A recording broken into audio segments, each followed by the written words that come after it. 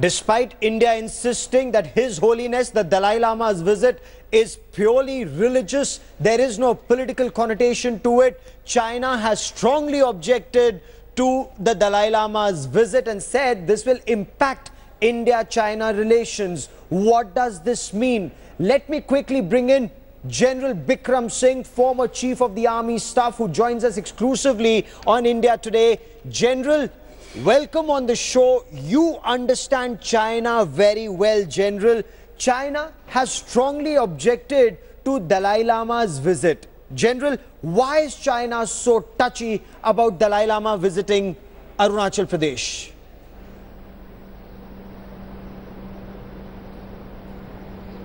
Gaurav, if you see historically, China has always objected to all high-level visits by our government officials, by our political leaders, and for that matter even Dalai Lama.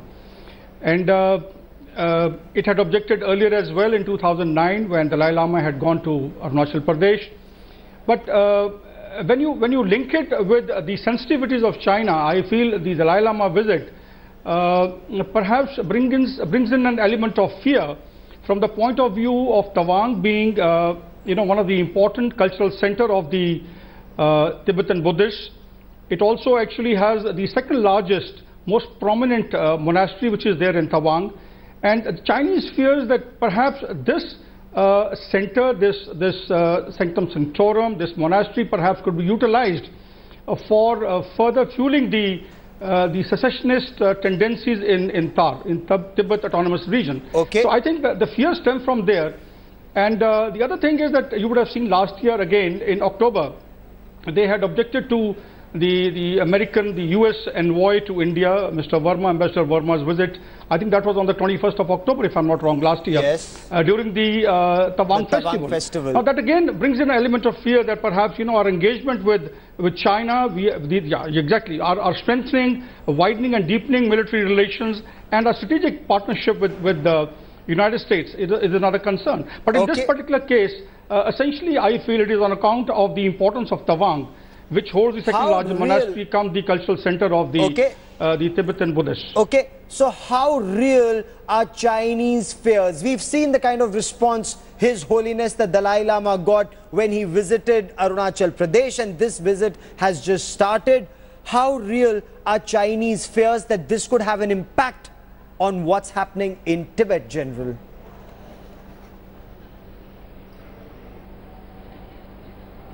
Look, I personally feel that given the present bilateral engagement, constructive engagement between the two countries, China would logically resort to this kind of rhetoric. But I do not see, the stalling of any of our initiatives with China. We are integrating economically. In fact, if you really come to think of it, the present figures are at $70 billion US. The trade, the joint trade which is there between India and China. Okay. We are integrating as far as our economic elements of national power are concerned, which brings in certain degree of, I would say, interdependencies which militate against the use of force. I do not visualize that anything is going to happen at the military level. Look at the kind of response that's coming in. This kind of rhetoric would go on at the diplomatic circles. Yes, the kind of response that's coming in from the Chinese government spokesperson, General, the response: India, in disregard to China's concerns, arranged for Dalai Lama's visit to the disputed part of eastern China-Indian border, causing serious damage to China's interests and China-India relations. So this is the statement that comes from the Chinese Foreign Office. Is this a threat? What does this statement mean, General? No. You see, Gaurav, this kind of statement was expected when the government, resorts to, I would say, calibrated audacity to permit such visits. And incidentally, this is not the first visit. The last visit was in 2009. The Dalai Lama had gone there and the previous government had approved that. So this kind of rhetoric would be there. And I think the only thing is that we need to continue to strengthen the bilateral mechanism, institutions which are over there to make sure we maintain peace and tranquility, and we allow the political process to move ahead, to make sure that engagement strengthens. And of course, but we cannot also, while we are well-meaning, we cannot allow any of our neighbors to actually transgress into our autonomy and question our sovereignty. Yes, and I think clearly that's where the government has taken a very, they can't bully us. And China can't decide. China can't decide. The government has taken a very calibrated stance, I would say, where China can't decide who will visit Arunachal Pradesh and who will not. Exactly. So you agree with the government stance? It's an integral part of India. Absolutely. Absolutely, I agree with it. And I'm glad that after a very, very long time, we are slowly getting out of the 1962 syndrome.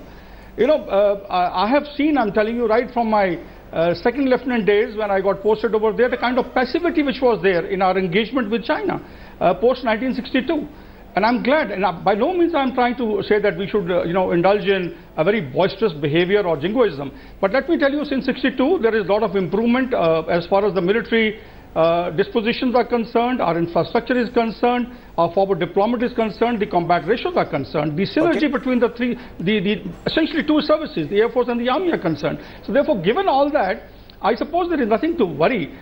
We have the might to be able to withstand or deal with various contingencies, but by no means as a former chief I'm suggesting that we start flexing our muscles. It is not required. We got to ensure that there is peace and tranquility, but this kind of behavior has to go on. After all, if you see what China has done, China has always tried to throw a spanner, whether it's with regard to terrorism with Pakistan or our aspirations with regard to the nuclear supply. In fact, that is my next question to you, General. There is something that India... interest as well. Oh, absolutely. And that's my next question, because India clearly needs to realize China is no friend of ours. China is blocking the sanctions against Maulana Masood Azhar, and China is blocking India's entry to the nuclear suppliers group. So India needs to tell China thus far and no further.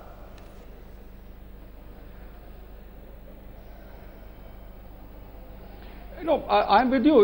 If in fact I remember once I used a term which some of the media was quite critical about. I had used the term peer competitors. When you look at two neighbors of this kind, we are competitors. We are though not enemies. We have contentious issues, but ultimately I think prudence demands that we strengthen our bilateral relations to be able to move forward on the political front. Through the dialogue that is taking place through the special representatives of both the governments, and we arrive at a mutually acceptable, solution, resolution to the vexed problem of the boundary issue. Okay, one question, General. When you talk about the boundary issue, we used to see a lot of Chinese incursions take place at one point of time, whether in eastern Ladakh or in pockets of Arunachal Pradesh. There is apprehension. Could this lead to a skirmish? Could it escalate? And are we prepared to deal with any contingency, General?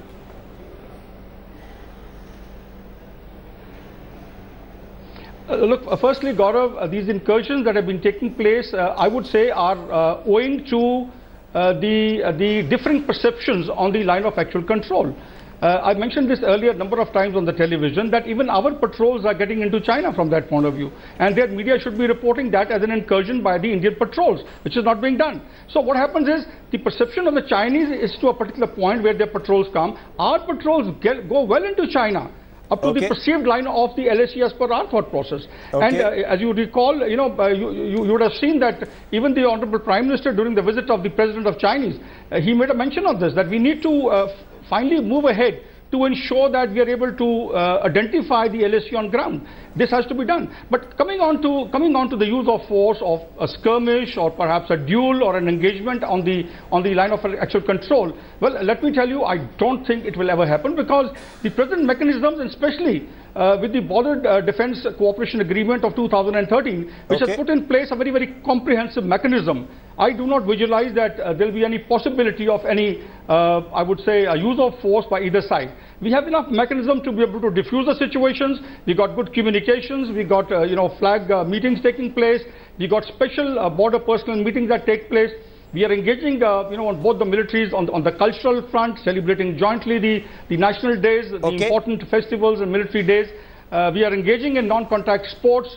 So there is a large amount of bonhomie which is actually developing. And of course, ultimately, mind you, military always takes the directions from the political masters. Yes. But I do not think that given the wisdom of both the sides and given the fact that there is far more, benefits which accrue from a constructive engagement and from a peaceful peace and tranquility on the borders, any of the sides would be keen to sort of, transform this present peace profile into anything in the use of force. I don't visualize that happening. General, plus, another point I would like to mention here, sorry if you have time, is that go ahead. Chinese... Go ahead, sir. Gaurav, my only point is from the point of view of, if you see the Chinese strategy, I mean, as the former chief, if I can mention this, China is aspiring to be an uncontested regional power by about 2025. It's looking at becoming a global power by 2050. Would China like to indulge in anything which will, divert its attention from these two important goals, I would say? So, given that, when nations decide, this kind of talking, rhetoric goes on, but ultimately nations look at their visions. And the vision of China is to become, as I said earlier, looking at a regional and global status in terms of power. And therefore, I do not think it will indulge in any kind of, use of given force. the fact it wants to be... non-kinetic arena, cyber warfare, psychological operations. What does China want to do? Because if China says this will have an impact on India-China relations, so what will China do, given India has pushed the envelope and said Dalai Lama is free to visit and not just once, as many times as he wants?